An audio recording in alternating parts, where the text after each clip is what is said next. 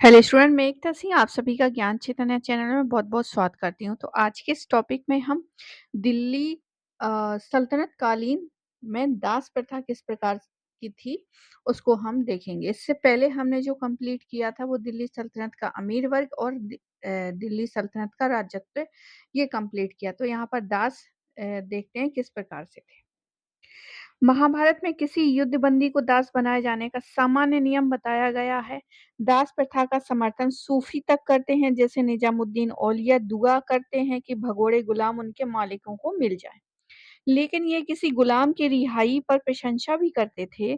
शरीयत के अनुसार एक दास अपने स्वामी के पैतृक संपत्ति हो सकते थे। वह अपनी स्वामी की आज्ञा के बिना विवाह नहीं कर सकता था और उसके बच्चे भी उसके स्वामी के दास होते थे। गुलामों से श्रेय की भारी नियंत्रण आपूर्ति होती थी। तुर्क, कोह, काफी, यूनानी, हबशी यानी अफ्रीका एवं भारतीय गुलामों, खास तौर पर असम के गुलामों की भारी मांग थी। गुलामों को बुर्दा भी कहा जाता था। समरकंद एवं बुखारा के दास बाजार में दासों को बेचने से पूर्व शिक्षित किया जाता था। मोहम्मद गौरी अपने दासों को पुत्र कहता था। मिन्हाज के अनुसार एक बार गौरी ने कहा था कि अन्य सुल्तानों को एक बेटा हो सकता है या दो, मेरे तो हजारों बेटे हैं, अर्थात मेरे तुर्की गुलाम मेरे राज्यों के उत्तराधिकारी होंगे और जो मेरे बाद उन राज्यों के खुतबे में मेरा नाम सुरक्षित रखेंगे। तो ये कथन भी मिन्हाज के द्वारा लिखा गया है और ये किसने कहा था? गौरी ने कहा था अपने गुलामों के लिए। इसके बाद ऐबक, कुबाचा एवं एल्लोज ये सारे के सारे गौरी के ही प्रसिद्ध दास थे। इल्तुतमिश ऐबक का दास था और इल्तुतमिश को ही गुलामों का गुलाम कहा जाता है। बलबन इल्तुतमिश का दास था जो आजम अनातोलिया से तर्किस्तान तक लाए गए थे। उन्हें तुर्की समझा गया और इन्हीं तुर्की दासों को इल्तुतमिश ने काल में ख्वाजा ताश यानी भाई भाई कहा गया, जो कि इल्तुतमिश की मृत्यु के पश्चात सुल्तानी कहलाए। इल्तुतमिश के दरबार में चीनी व्यापारियों द्वारा तुर्की दास लाने का उल्लेख मिलता है। फरिश्ता बताता है कि अलाउद्दीन खिलजी के पास जो है 50,000 दास थे और जिन पर राज्य पर बहुत धन व्यय करना पड़ता था। ऐसी स्थिति में सुल्तान ने बाजार नियंत्रण की क्या बनाई थी, नीतियां बनाई थी।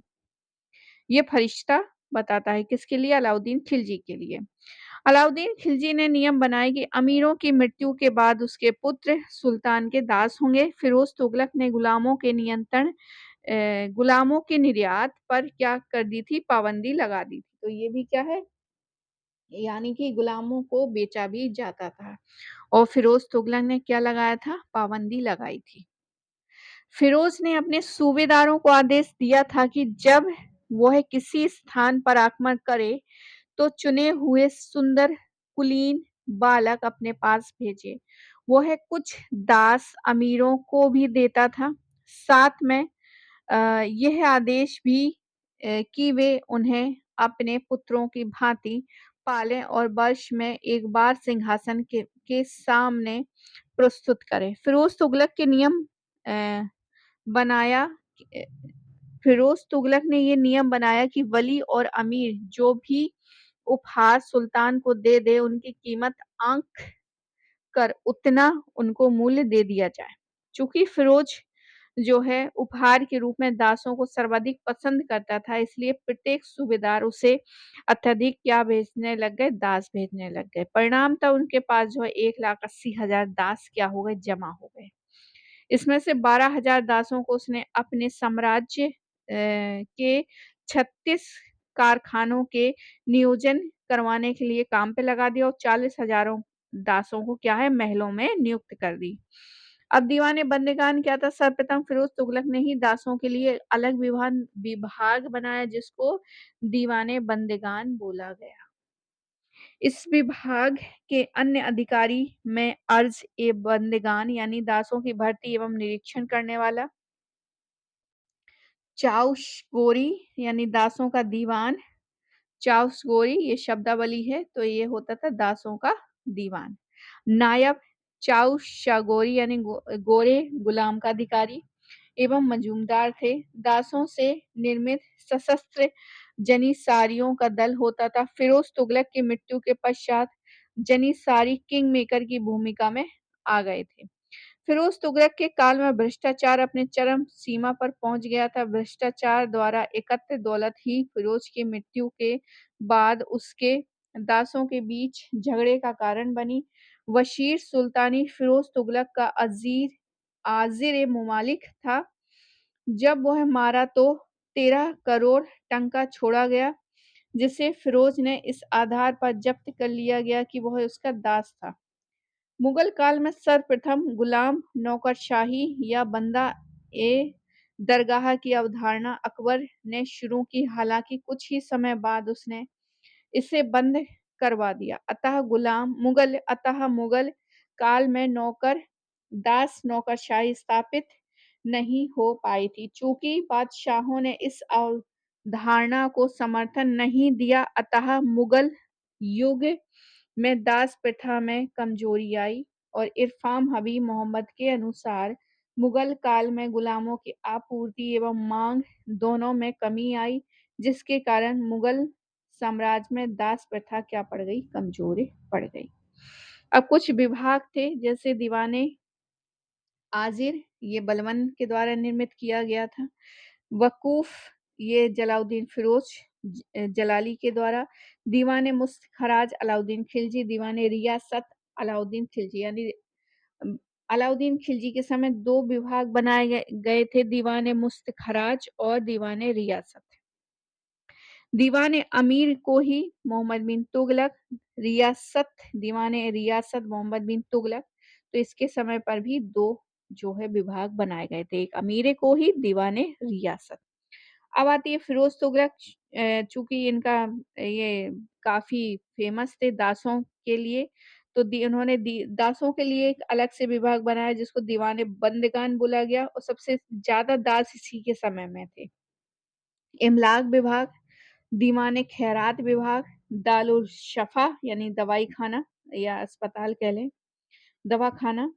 वकील वकील सुल्तान जो है नसरुद्दीन महमूद तुगलक द्वितीय ने बनाया था। याद रखिए, वकील जो है नसरुद्दीन महमूद तुगलक द्वितीय ने बनवाया था। तो ये थी कुछ दासों से रिलेटेड। अब यहीं पर जो है बात कर लेते हैं हम कारखानों की। कारखानों की बात करते हैं। प्रमुख मुस्तशरीफ होता था इसका। कारखानों का प्रमुख कौन? मुस्तशरीफ। बर्नी ने यत्र तत्र जो है फिरोज तुगलक के पहले के कारखानों का उल्लेख किया, परंतु कारखानों को विस्तृत रूप से उल्लेख करने वाला इतिहासकार अफीफ है।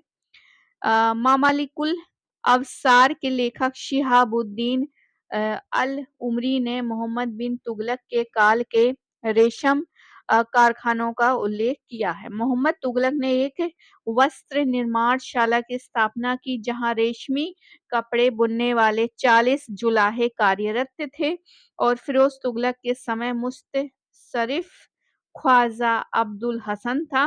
फिरोज के समय कारखानों की कुल संख्या जो है 36 हुआ करती थी। अफीफ के अनुसार फिरोज तुगलक कहा करता था कि सांसारिक राज्य में दो उत्तम मोती एकता एवं कारखाना दो उत्कृष्ट गुणों सहित है। तो ये किसके अकॉर्डिंग? फिरोज तुगलक। और फिरोज तुगलक के समय में ही दासों का बहुत एकदम बिल्कुल भीड़ आ गई थी, इस कारण उसने महलों में, कारखानों में अपनी दासों की नियुक्ति की थी। वह कहता है कि एक कारखाने के मुस्तशरीफ पद जो है मुल्तान नगर के सूबेदार से कम नहीं था। फिरोज के अनुसार जैसे प्रांतों में लाखों का लगान एकत्र होता है, उसी प्रकार लाखों कारखानों में एकत्रित होते हैं। मेरे कारखाने का उत्पाद मुल्तान नगर के उत्पादन से कम नहीं है।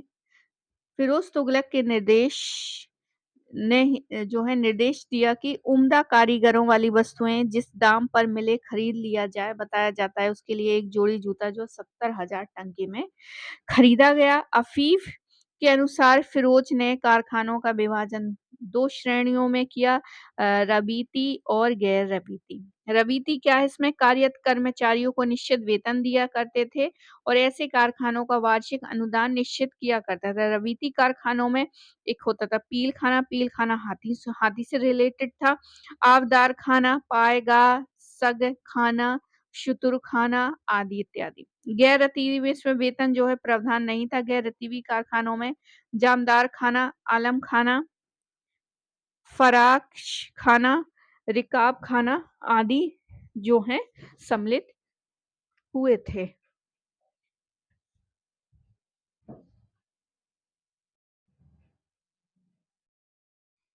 आगे प्रमुख कारखाने देखते हैं। तो प्रमुख कारखानों में आबदार कारखाना क्या था? ये जल के प्रबंध से संबंधित थे। तो जो भी शब्दावली है वो बहुत ही इम्पोर्टेंट है, चाहे जो भी एग्ज़ाम हो। चाहे वो टीजीटी, पीजीटी हो, चाहे वो यूजीसी नेट हो या फिर अन्य जो छोटे-मोटे उसमें हिस्ट्री पोर्शन आता है, तो काफ़ी इम्पोर्टेंट है। इसके प्रमुख कारखाने देखिए।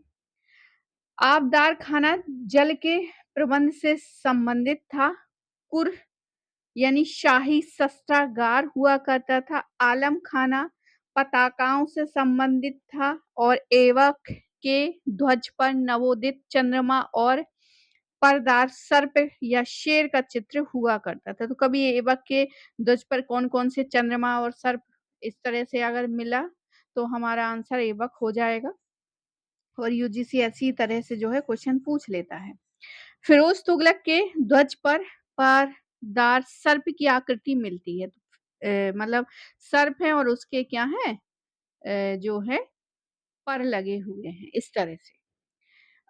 जामदार जामदार यानी वस्त्रों की रिकाब या रिकाब जो है घोड़ों में लगी होती थी और एक रकाब पर चढ़कर जो है घोड़े पर चढ़ा जा करता है करते हैं और घोड़े पर जो घोड़ा पहनता है उसको जीन कहा करते थे। उसी पर रिकाब रिकाब खाना जो है उसी से संबंधित यानी घोड़े के जो उसके ऊपर पहनाया जाता था, उसको क्या-क्या चाहिए वो सारी चीज़ें जो है रिकाब खाना काम करता था।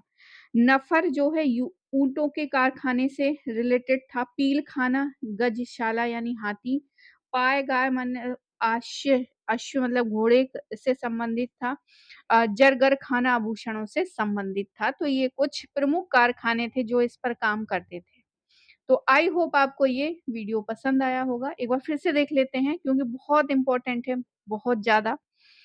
आबदार कार आबदार खाना सॉरी आबदार खाना जल के प्रबंध से संबंधित है।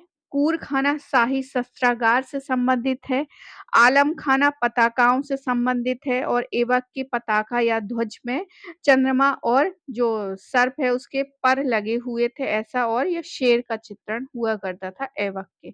वहीं फिरोज तुगलक के ध्वज पर सर्प बना है और उस पर जो है उसके पंख भी बने हुए हैं। जामदार हो गया कपड़े से संबंधित, रिकाब खाना जो घोड़े पर बिछाया करते थे जीन उससे उसको बनाना इन सब का काम जो है रिकाब खाना करता था। नफर जो है ऊँटों से संबंधित था, पील खाना हाथी से रिलेटेड, पायगार अश्व और जगर खाना जो है आभूषणों से संबंधित था। आई होप आपको ये वीडियो पसंद आया होगा, पसंद आया तो प्लीज़ लाइक करें, शेयर करें, सब्सक्राइब करें। मिलते हैं अगले वीडियो में। पूरा वीडियो देखने के लिए आप सभी का बहुत-बहुत धन्यवाद।